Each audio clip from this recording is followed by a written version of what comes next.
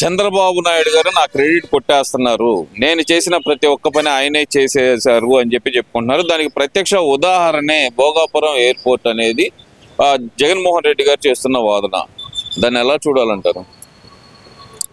5 సంవత్సరాల్లో ఆయన క్రెడిట్ కాదు, డెబిటే అందనంత దూరంలో ఉంది.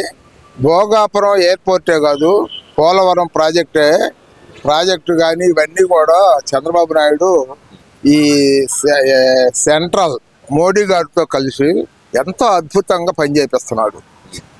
ఆయన చాలా ప్లాన్గానే ఉన్నాడు చంద్రబాబు నాయుడు గారు. ఈ అరాచక బ్యాచ్ జగన్ ప్రతి దాంట్లో కూడా జైల్లో పడ్డ వాళ్ళని పరామర్శించడానికని వెళ్ళి రోడ్ షోలు నిర్వహిస్తూ పోలీసులకి ఎంతో ఇబ్బంది పెడుతూ కొంతమందికి డెత్ కారణం అవుతున్న ఈ జగన్మోహన్ రెడ్డి ఇన్ ఫ్యూచర్లో నేర్చుకోడు. అతని తత్వం ఏంటంటే మొదటి నుంచి కూడా, తండ్రి ఉన్నప్పటి నుంచి కూడా నేర్చుకోవడం అనేది ఆయన ఉద్దేశం కాదండి. ఆయన అరాచకవాది.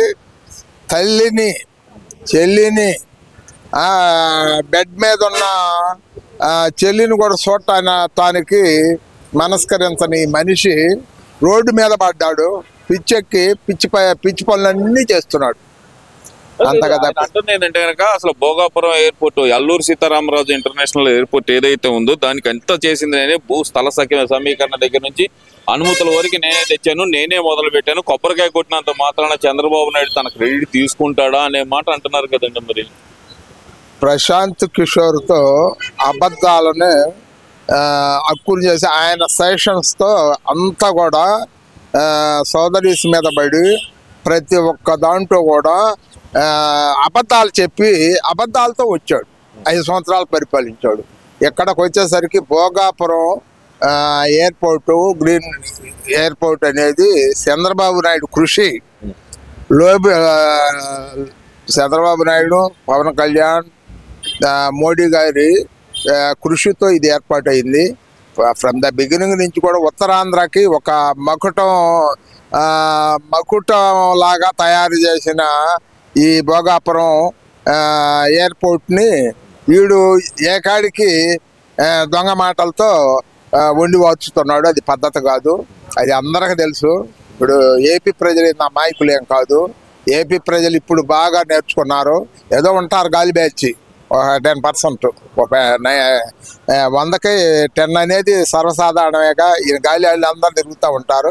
కానీ పోలీస్ కస్టడీ కూడా ఇంకా కొద్దిగా గట్టి పడితే ఇంకా పోలీసులు అరాచకం చేస్తున్నారు, పోలీసులను అడ్డం పెట్టుకొని చంద్రబాబు నాయుడు అరాచకం చేస్తున్నాడు అని చెప్పి జగన్మోహన్ రెడ్డి గారు చెబుతుంటే పోలీసులు ఇంకా తమ డ్యూటీని గట్టిగా నిర్వహించాలని మీరు చెప్తున్నారేంటి సార్? ఇప్పుడు చంద్రబాబు నాయుడు శాంతి ఆ శాంతి ఏంటంటే ఇప్పుడు ఇతర దేశాల నుంచి కూడా మనకు మంచి కంపెనీలు రావాలని చెప్పేసి ఆయన చాలా ఇప్పుడు చట్టం తన పని తాను చూసుకుపోద్దని అనుకుంటున్నాడు. కానీ చట్టాన్ని కూడా ఇంకా కొద్దిగా ఈ సీఎం ఇన్స్ట్రక్షన్స్ మార్చుకొని ఇన్ ఫ్యూచర్ వీడిని ముందు బొక్కలు వేయాలి. అదే సార్, అసలు ఎప్పటికీ బొక్కలు అయితే దరిద్రం వదిలిపోతుంది స్టేట్. అలాగే సార్, మీరేమో ఆయన జగన్మోహన్ రెడ్డి గారిని బొక్కలు వేయాలి మీరు అంటే, అసలు జగన్మోహన్ రెడ్డి గారు చెప్తుంది ఆంధ్రప్రదేశ్ లో రెడ్ బుక్ రాజ్యాంగం ఉంది కాబట్టి 18 సంవత్సరాల పిల్లాడు యాక్సిడెంట్ చేస్తే వాళ్ళ తండ్రిని అరెస్ట్ చేయటం ఏంటి?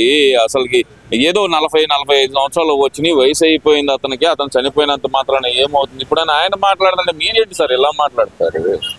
ఇప్పుడు ముందు మెయిన్ హ్యాండ్ వేసేస్తే మిగతా వాళ్ళు కదలరు.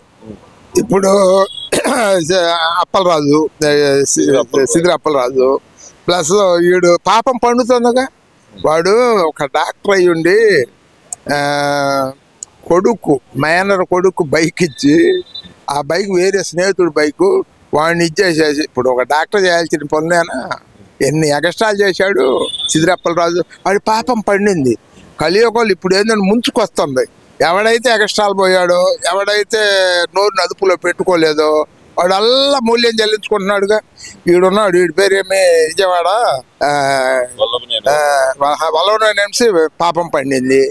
నెక్స్ట్ వీడు కొడాలి నాని, అసలు ఎంపీ కూడా వాడు కూడా కేసీఆర్ నాని, కొడాలి నాని, ఈ ఇన్ఫ్యూజన్ ఈ జోగి రమేష్ ఏంటి ఎంత అరాచకం చేశాడండి.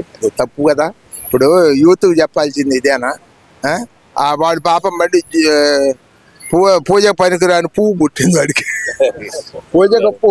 పనికిరాని పువ్వు పూజకు పనికి రావటం లేదు. వాడు పెద్దవాడు 76 సంవత్సరాల ఒక రాజకీయవేత్త, ఒక ఎన్టీఆర్ అల్లుడు, ఒక సీఎం మాట్లాడేది అదేనా? ఒక పెద్దవాడిని గురించి మాట్లాడేది అదేనండి? ఆయన మాట్లాడిన కొద్ది రోజులకే వాడి పాపం పండింది. పాపం పండి పూజకు పనికిరాని పువ్వు అనేది అనౌన్స్ అయిపోయింది. ఆమె మీద ఎన్నో అరాచకాలు చేయటానికి అత్త, మామ, తమ్ముడు భార్య, వీడు పూజకు పనికిరాని పువ్వు, వీళ్ళందరూ కలిసి అట్లా చేస్తే అది ఎట్టండి? ధర్మం అండి? సార్ జోగి రమేష్ గారి కేసులోనే ఒక చిన్న విషయం అడగాలనుకుంటున్నా సార్. అంటే నేను మద్యం కుంభకోణంలో నాకేం సంబంధం లేదు అని చెప్పి విజయవాడ ఇంద్రకీలాద్రి దగ్గరకు వచ్చి దుర్గమ్మ దగ్గర ప్రమాణం చేసిన వ్యక్తి ఇంట్లో సాంబ్రాణి కడ్డీలు వెలిగిస్తేనే శవం కాలిన కంపు వచ్చింది అనే మాట ఎలా మాట్లాడగలిగాడు అంటారు?